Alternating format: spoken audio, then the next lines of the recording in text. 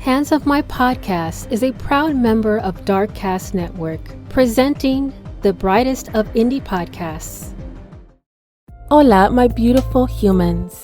This is Jasmine Castillo, and I bring stories and cases from the people of color community, bringing awareness of murdered and missing Indigenous women, girls, two-spirits, the LGBTQ community, Asian American, Native Hawaiian, Pacific Islander, Black Indigenous people of color. These are their stories.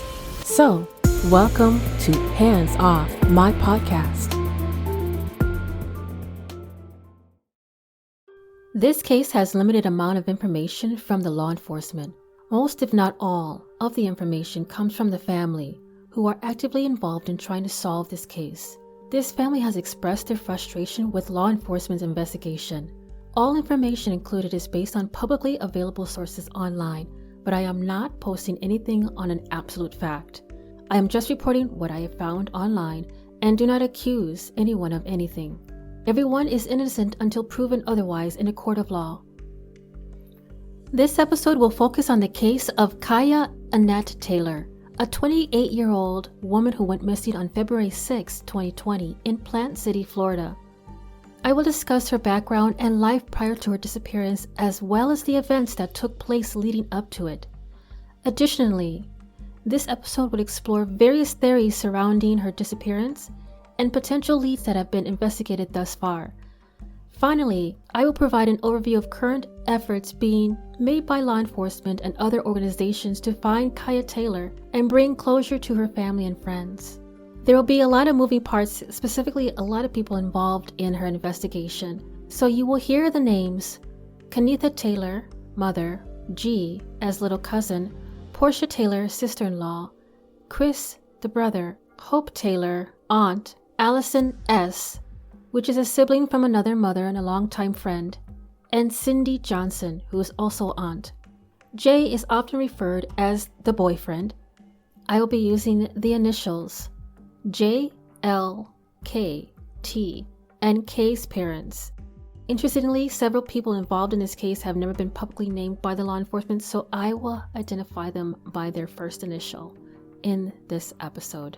Their names are out there along with a lot of information about their history, personality, and possible actions in this case.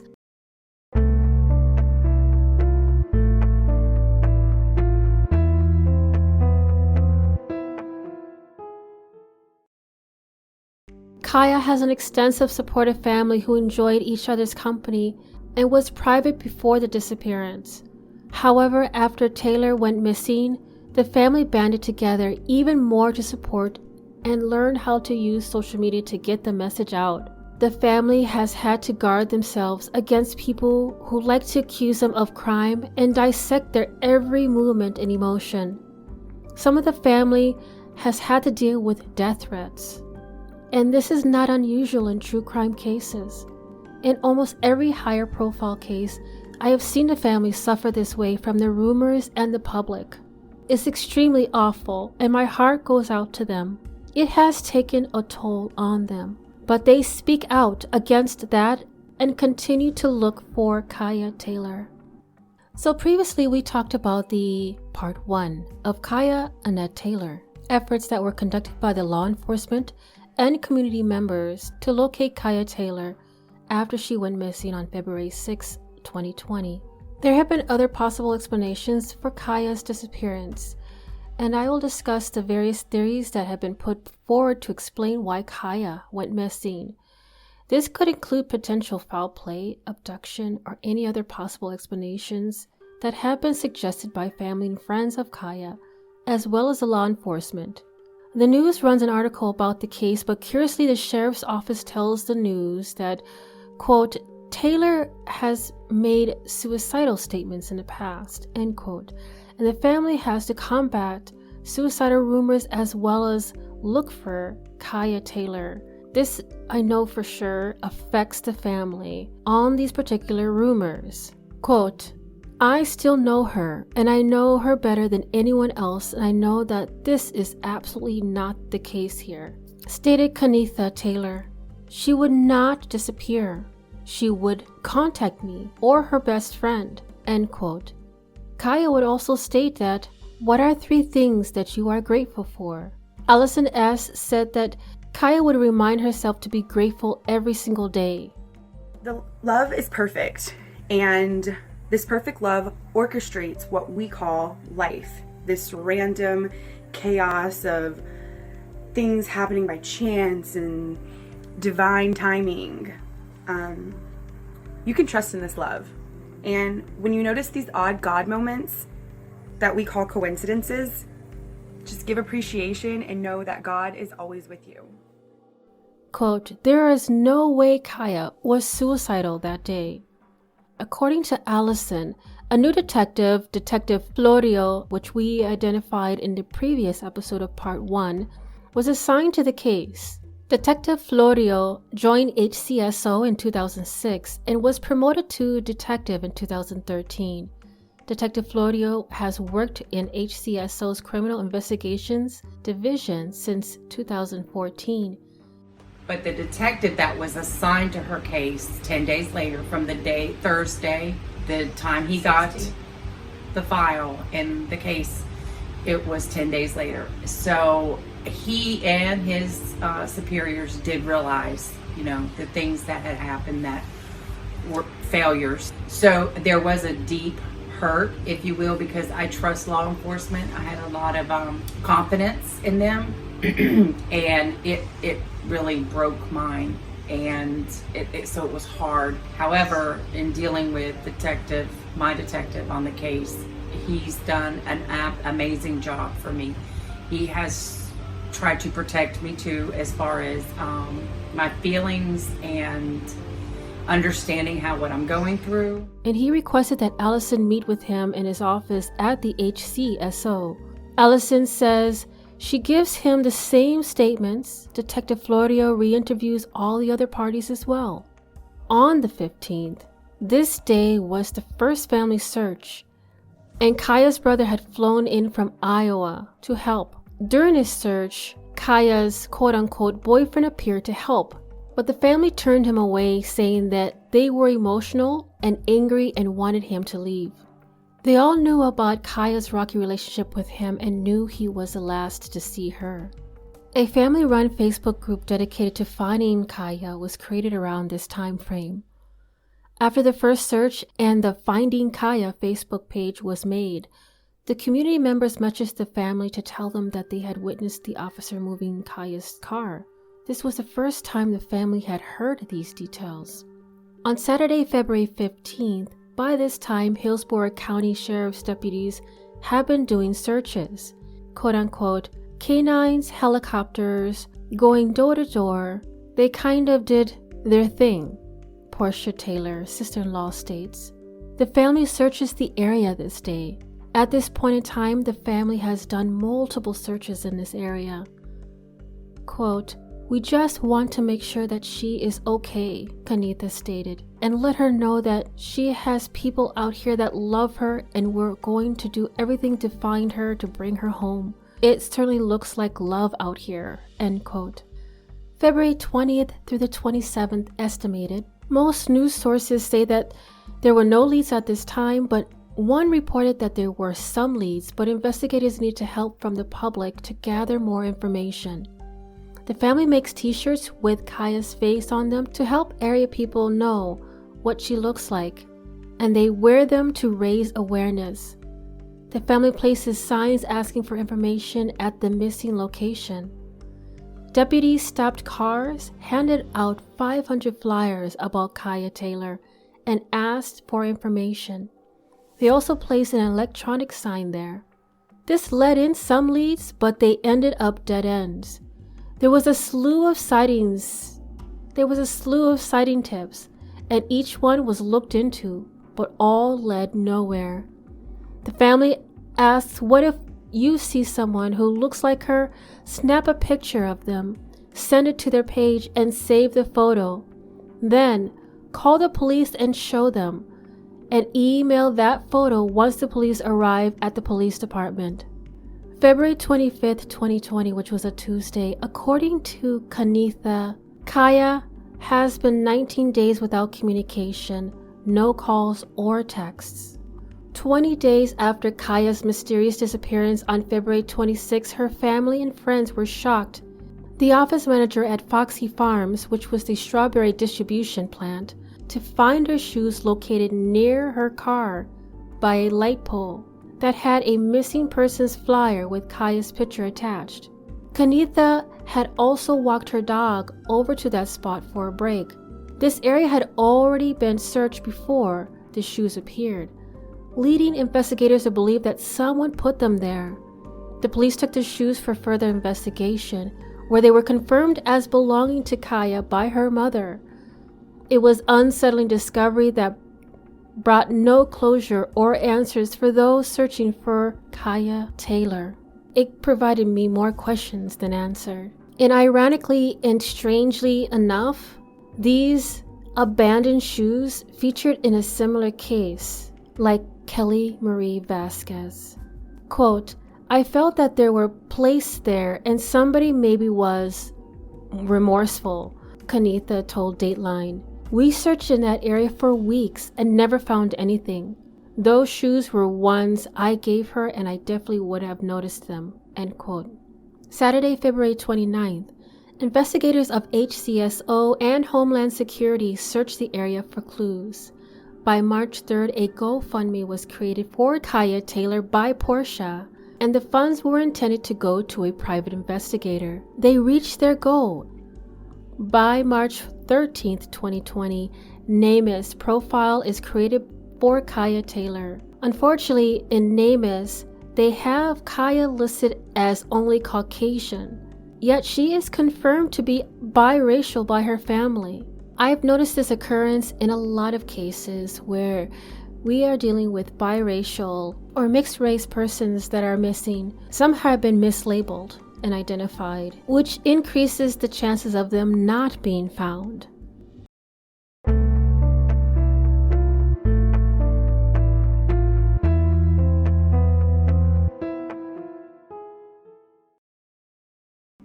Saturday, March 21st, the Zephyr Hills AutoZone at 9 a.m. through 1 p.m.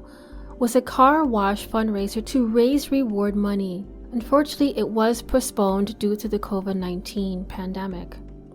By the end of March and start of April, estimated, the law enforcement kept the car for roughly 6 to 8 weeks and finally returned it to Cieha. Detective Florio said that once HCSO recovered the car, they searched it from top to bottom, evidence processing wise. Detective Florio says he knew that he had the car on the 10th and processed it for several days, including fingerprinting, alternate light source processing, and other forensic techniques. Prints that were recovered were all known person prints. Cieha and her friends drove the car to Dade City. And according to Allison, the phone and shoes had been kept at HCSO. Several other friends were questioned and linked to Cieha via phone record. Quote, "We, in the investigation, we were able to get a hold of Cieha Taylor's cell phone, and we've ended up going out and speaking to the last couple of people who she spoke with and going through a timeline of who she would have spoken to, and speaking to a friend of hers whose house she was staying at in Lakeland. She was actually supposed to go to that friend's house that day. She had also expressed that Cieha was definitely upset and it wasn't normal for her." End quote. Taylor's mother and sister went through the car when it was returned. They found the dress that Cieha had been wearing, a receipt to Ross and Brandon dated February 5th using a card Cieha did not have with her. Allison called Ross, but they said that they would need the warrant to collect the card information if it was still available, and the surveillance from the day would be long gone due to the time that it had been passed. HCSO did not follow up on either of these leads. April 14th of 2020, the family ran Facebook reports. There was no news or updates. However, they had a private investigator looking into the case. By June of 2020, families of missing women from the area, including Taylor's family, staged a protest outside the Hillsborough County Sheriff's Office because they all felt their cases had not been appropriately investigated. FBI still is not involved in my sister's case, and they refuse to bring the FBI into my sister's case. Around the same time that my sister came up missing, there was a girl, I believe it was in Ohio. She was white. She had just turned 18, and FBI was on it in 3 days. And there was another woman, Veronica Reyes Diaz, who went missing just hours after hanging out in Plant City weeks before Cieha went missing. Katrina says Veronica looks very similar to her sister. Following the protests, the sheriffs tell everyone there is a special project in the works. A few months later, the podcast they created was unveiled. On July 1st, the family expresses their frustration at the lack of communication and answers. They say detectives are not returning phone calls and the sheriffs have yet to speak with them. August 8th, a prayer vigil was held at the car location on that day. Monday, August 10th, the Hillsborough County Sheriff's Office launches its Cold Case podcast. The Hillsborough County Sheriff's Office is launching a cold case podcast in hopes of shedding some new light on missing persons and unsolved homicide cases dating back decades. ABC Action News reporter McKenna King highlights episode number 1 and spoke with a mother desperate for answers. Podcast 1 will shed some light on the story of Cieha Taylor, the 28-year-old Plant City woman who went missing 6 months ago today.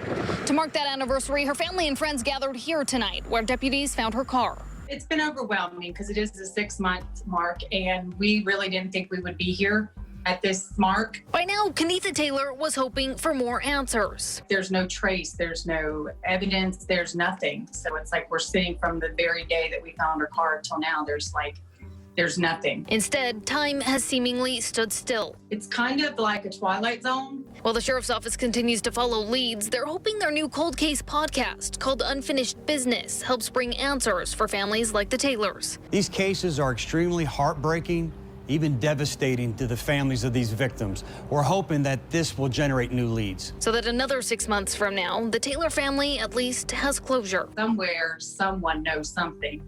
So maybe if they're seeing that the family's just not going away quietly in the night, we really are going to continue to look for until we find closure. The sheriff's office is releasing Cieha Taylor's episode of the Cold Case podcast on Monday on several podcast platforms.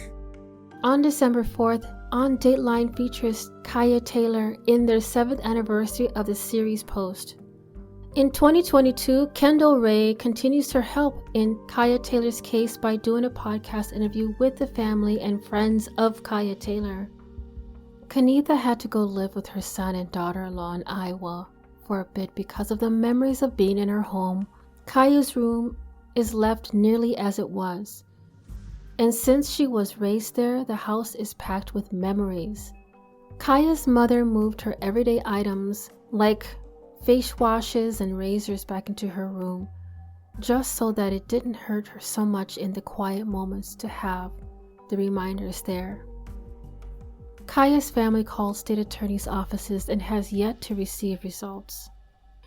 We have reached out to the FBI, who had stated they will not get involved unless the local police department, county or state police department call them directly to ask for their assistance. The Hillsborough County Sheriff's Office has shared with us that they have all the resources as the FBI, and there's no need to get them involved, and are not planning to contact the FBI, end quote. The family has reached out to missing person groups and human sex trafficking. Unfortunately, human sex trafficking was unable to help since there is no proof she was taken.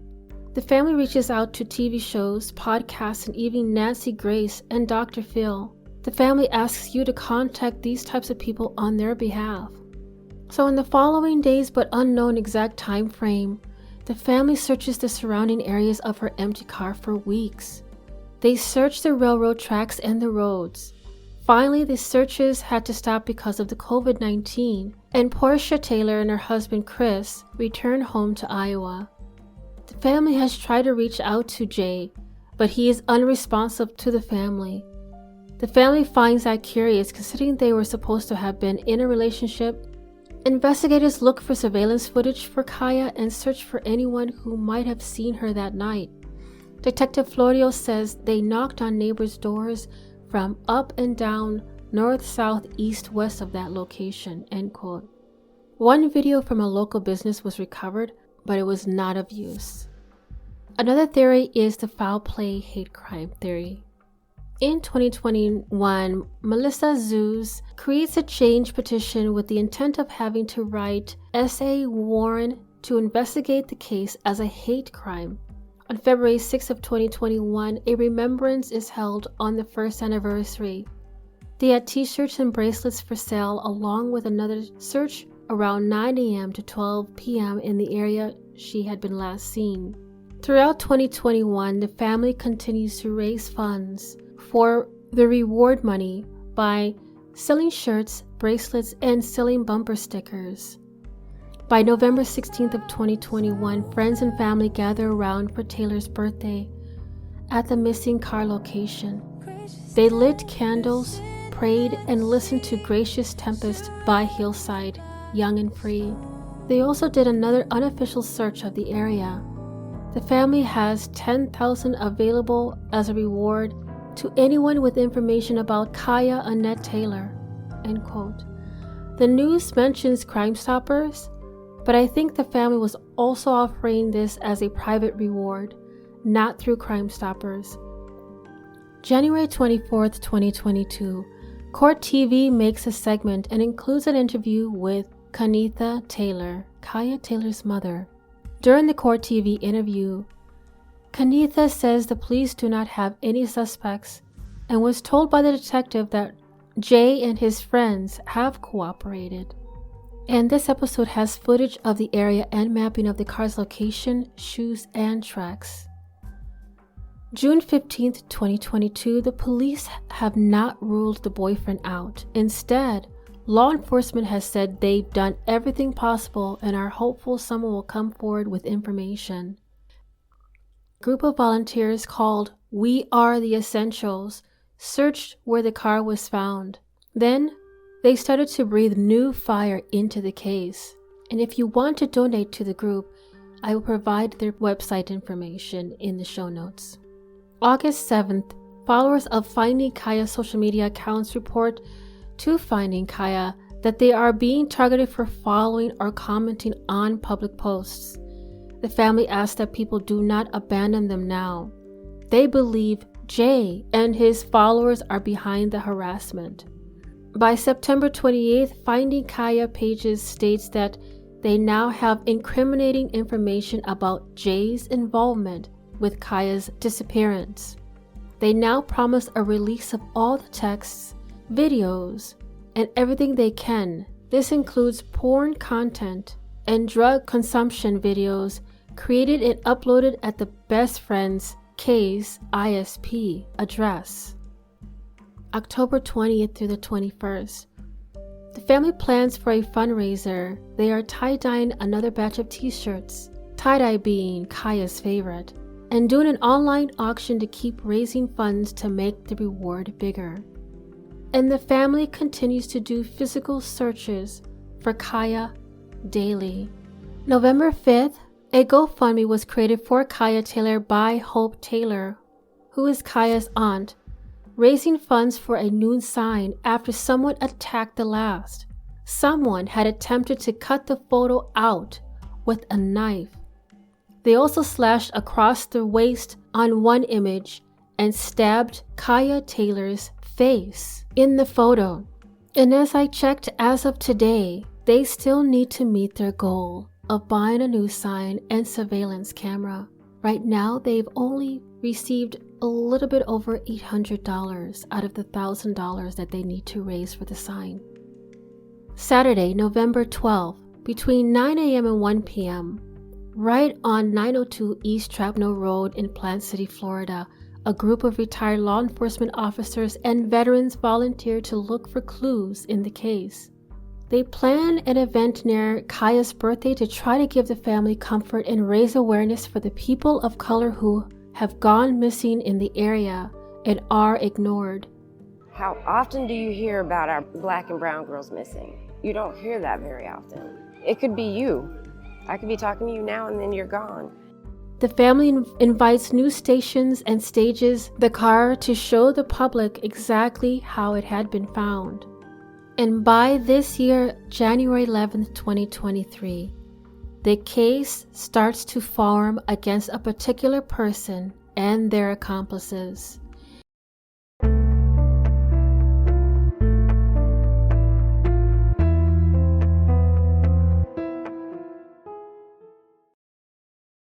Now, if you want to follow and support Cieha Annette Taylor's family, I will provide all the family-run social media accounts.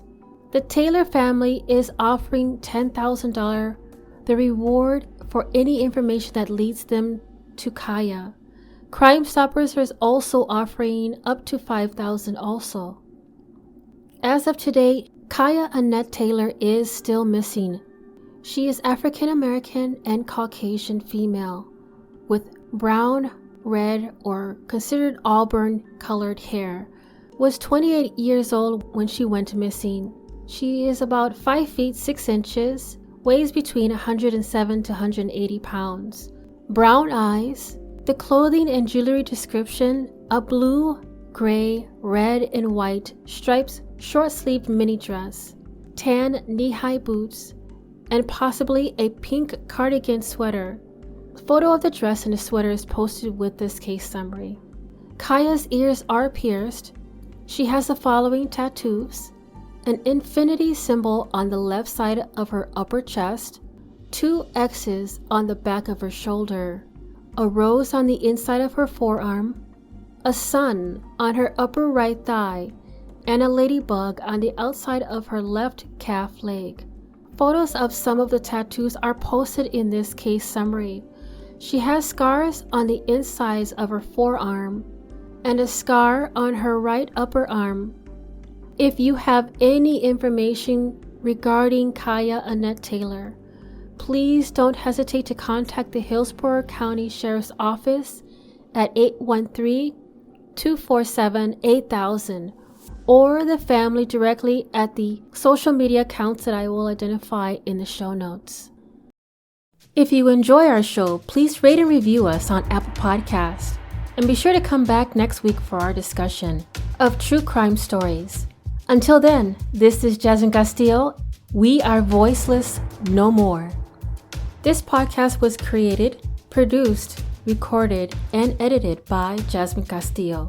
Research by Mary Weathers and Jasmine Castillo.